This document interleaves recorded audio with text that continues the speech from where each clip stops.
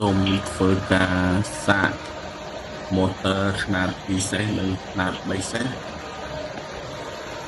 បាទក្រុមហ៊ុនយើងខ្ញុំមានទទួលរៀបចំ motor បុកទៅគ្រប់ຂនាតពេលនេះមានភ្ញៀវនៅខេត្តបាត់ដំបងគាត់បានធ្វើការកម្មង់ក្រុមហ៊ុនយើងខ្ញុំរៀបចំ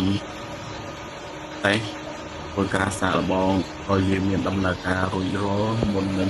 ផ្ញើទៅជូនភ្ញៀវនៅខាងបាត់ដំបងស្រុកសំឡូតសូមអរគុណដល់បងប្រុសដែលបានជឿជាក់លើក្រុមហ៊ុន Solar Home Solution យើងខ្ញុំបើបងប្អូនមានតម្រូវការ motor បូមទឹកសូមធ្វើការទំនាក់ទំនងតាមរយៈលេខទូរស័ព្ទដូចបានបង្ហាញនៅក្នុងវីដេអូคลิปនេះស្រាប់បាទសូមអរគុណសូមគោរពលា